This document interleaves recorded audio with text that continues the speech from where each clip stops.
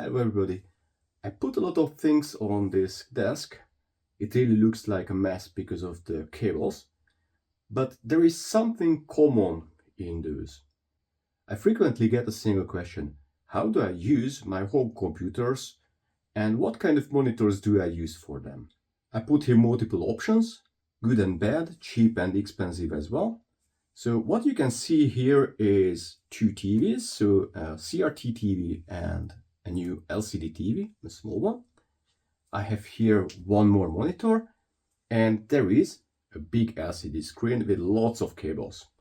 Front of those, you can see here converters, more converters, and grabbers. So let me start with the small ones. What you can see here, I can split to multiple groups. The first group is the passive converters. Those are not really converting the signal, but they're converting between different kind of connectors. So, for example, this adapter is able to convert the DB23 of the Amiga to VGA. It doesn't convert the signal of the Amiga, but that way it is possible to use a VGA cable if our monitor can understand the signal of the Amiga. Or there is another one, which is the Mac adapter. With this one I can use a VGA monitor for an older Macintosh. For example, I can use the old LC or other series with 68,000 CPUs, so the Motorola CPUs. The rest of the converters are good for PCs. So, for example, this one is able to convert between the DVI and the VGA. So there are DVI connectors where we can transfer the analog signal as well. So let me put them aside and let's check out the active converters. The second group, so these are the active converters.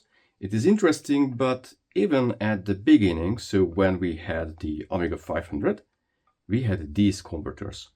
It can convert between the Amiga DB23 and the RF input of the TV. So here it is the RF output. Of course, this is the input for the TV, as well as it has audio and video output. That's it. But if we want to use a modern monitor, we need something which can convert the original audio and video to VGA, DVI or HDMI. So this one is the AV to VGA, which can convert the composite video of an Amiga, Commodore 64 or other machine to VGA. I will show you later on how it works and the quality of the conversion. The next one is this Retroscaler 2. Well, this is quite new for me. I had no time to test it yet, but at the end of this video we will see the quality of this converter as well. You can see here two more stuff. These are capture cards. So this is an internal one, this is an external one. I can use this one to capture the DVI or HDMI, so digital output of the converter, or this one is able to capture RGB output. So the Amiga has RGB output, so I can capture the picture of the Amiga. And there is one more big group I haven't talked about yet, but those are very, very important. Since I have a lot of different computers, I need lots of those cables. Yes, these cables. For example, this converter, it's a kind of Frankenstein because it can convert between so many inputs and outputs. But for example, this cable can convert the Acorn computer signal to VGA. The real issue here is you have to have a lot of cables and different cables. For example, what is working with the old TRS or an Apple II or a C64. So those are totally not compatible. So you have to have a cable for each of them. If you have 12 computers, you should have 12 different cables. Of course, if you use Commodores, so you have C16, C64, whatsoever, then those are compatibles between the family, at least on this level. And last but not least, you need power cables or different kind of power plugs and PSUs. After the converters, let's talk about the historical background, because it will show you why I'm using a lot of different kind of monitors, TVs and converters during an exhibition. It is starting with the movies where they recorded those moving pictures, and the frame rate was 24 per second. So if you use your phone or any kind of camera to record a video, you can select between 24p, 30p, 50p, 60p, which means you have 24, 30, 50 or other pictures per second. To record those films, they used celluloid films, and they were quite fragile. It was not possible to record a lot of pictures per second because of the physical limitations. On the other hand, it was not necessary to record so many pictures, because if we have around 24 pictures per second, our eyes can see the picture as moving properly. So there is no shuttering or breaks in the move. Of course, there are few people who has more sensitive eyes, but this is good for the average man. The next step was when they introduced television. In Europe we had 50, and in the US they used 60 pictures per second. Or to be exact, half pictures. We call this half pictures interlaced mode when they present either the odds or the even lines in one picture. So we have just 25 pictures, we split it to, for example, 600 lines, and we display just the 300 lines, the odd lines, in the first picture, and the second pictures will be the other half. And then again, the odds and the evens. They are just following each other. The engineers decided to use this method because of multiple reasons. The first reason was the frequency of the main supply. So what we have from the grid here in Europe is 50 Hz, and in the US they have 60 Hz. And they did it to prevent flickering.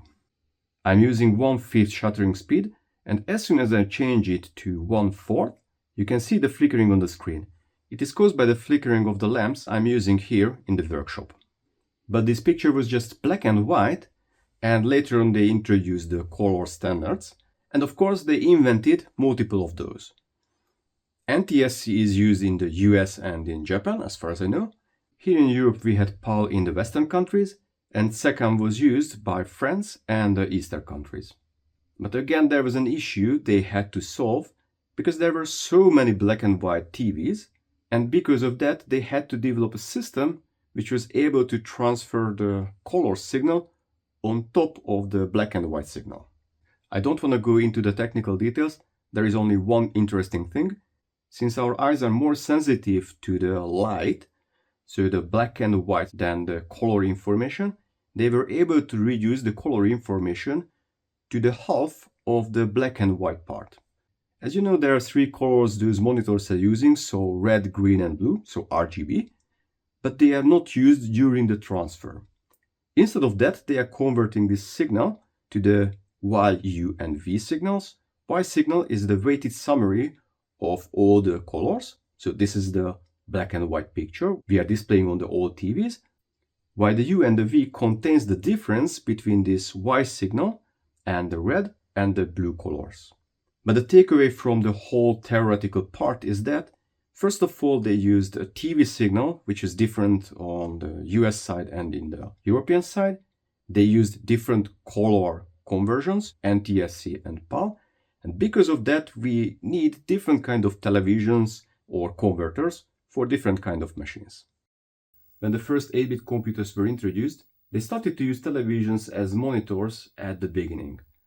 But there were few of them where they just rebranded televisions. So it is interesting. I have here this ABC80, which is in fact nothing else, just a rebranded television.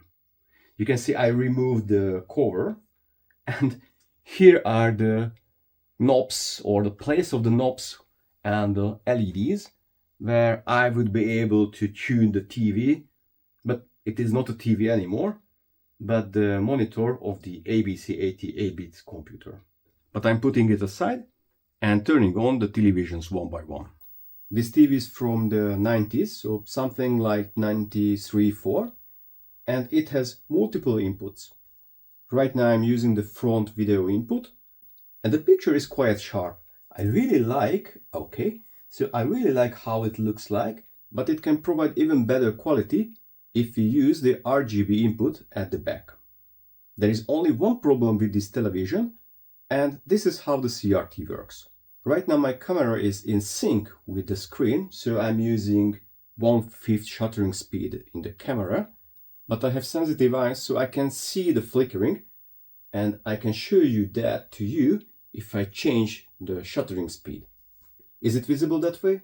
If not, I can change it further. This is my only problem with this TV. I really like the picture, the sharpness of the picture, but this flickering is... I'm getting too old to watch this for more than an hour. But what about switching over to a small, cheap LCD television? I'm using the same composite cable and the composite input of this LCD TV, and the quality is, well, it is not so good. It is possible to use this TV as a monitor, but here the characters are not so sharp. This quality is good enough for a C64 or other 8-bit machine, because the Amiga has a higher resolution. But there is another problem, which is that this TV and most of such TVs are sensitive to the signal. The Amiga has a quite standard signal output, but unfortunately many of the 8-bit machines doesn't have, especially if we have a simpler Spectrum, which had no output, but it is possible to modify it. The signal is not as close to the standard, and because of that, this kind of TVs doesn't accept the signal from such computers. In this case, it would be much better to use the RGB output. I try to use it, but I'm not sure it will work out. For that, I need this passive converter and this strange cable converter whatsoever. It was not able to display pictures through this card, so I connected the Amiga 1200 to the VGA input of the monitor. And here again we have a problem with the frequencies. The Amiga is using 50 Hz screen frequency, so the firmware of this GABA TV doesn't accept the signal of the Amiga. But fortunately I have a Dell monitor which can do that, or even more. So let's switch over. I like this monitor because it is pretty flexible. It has few drawbacks as well, but still it is a very good choice. Right now I connected the Amiga 1200 RGBI output to the VGA input of this monitor. And it is working. Why? Because the firmware of this monitor can accept really strange frequencies. If you go to the menu, you can see that this monitor thinks the resolution is 440 by 288 and the frequency is 50 Hz. This is a really strange configuration, but it works, right? But it can give us an even better picture if I just tune it a little bit. What do I mean tune? I mean there is a frequency of the pixel frequency of the Amiga. This monitor has its own pixel frequency, but it is possible to change it here in the menu. And if I go here, then we cannot see the pixel clock itself, but it is possible to change. And as you can see, the stripes are eliminating, and there will be a point where the screen will be really quite clean. The screen is not just clean, but all the fonts here all around are quite sharp. I found this setting almost as good as using a studio monitor. There is a big difference. This one is not tiring my eyes. The LCD is better in this sense for me than the CRT. But I have 3 more options. One option is this converter, I have this converter, and I have a scan doubler in the Amiga. So go for the last one because it is the easiest to connect. I just remove this passive adapter, put it aside, and connect the scan doubler. That way I can get an even sharper picture. And if I go to the menu, now it shows the resolution is 720 by 576. But the screen frequency is still 50 Hz. The picture is sharp and it is the best until now. Let's check out the other 2 options. These have composite inputs, so I'm pretty sure the quality will be worse than this one, but give them a try. This mini converter is in use right now, and the picture quality is, well, I can read the text at least. This is the positive side, but it is not that nice. But if you want to use this one for C64 or other 8-bit computers, well, the converter is cheap. I bought it for something like 15 euros or so. So for this amount of money, I do not think the quality will be better. It's like you can use it. It's not good, not bad. I have better options. So let's check out the Retroscaler 2X. Okay, so right now I'm using this Retroscaler 2X. The picture quality is a bit better than the previous one, but it is still not as good as the native output or the scan doubler. There are pros and cons compared to the previous converter. The price is higher, but it has more features. It has S-video input. If I would use this S-video connector, the picture quality would be better. And it has HDMI output, so if we have a monitor with digital input only, then we can use this converter for our 8-bit or 16-bit computers. The price of the converter is higher, as well as the features, so it is somewhere in the same part ball as the previous converter. This is the point where I should provide you some summary, which is not so easy. It is not so easy because there is no definitive answer which one to choose. If you want to have something very cheap, then go for the CRT TV. You can get it for few euros. I bought it for something like 10 euros.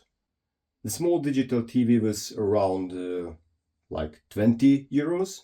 So it is, again, very cheap, but not as good as the CRT. But the best solution is to find an LCD monitor which can support those old frequencies. For Amigas, Ataris, so the 16-bit machines, we can use a simple passive converter and connect directly to the VGA input. For the 8-bit machines, we need something like the scaler. I strongly recommend to go at least for this Retroscaler 2X. It is really better than the AV to VGA, and the price difference, so it is not that big, and really, it has better picture, more features. It worth the price. But if you want to get a sharp quality picture, then you need to find a really good but pricey converter. For example, there is the OSSC, the open source scaler. It has many features. You can change all the frequencies and adapt it to your machine, but the price is 3-4 times higher than the converters I presented in this small video. Those converters are really great if you can afford the price. I hope you find my video useful. Join me for the next time. Goodbye.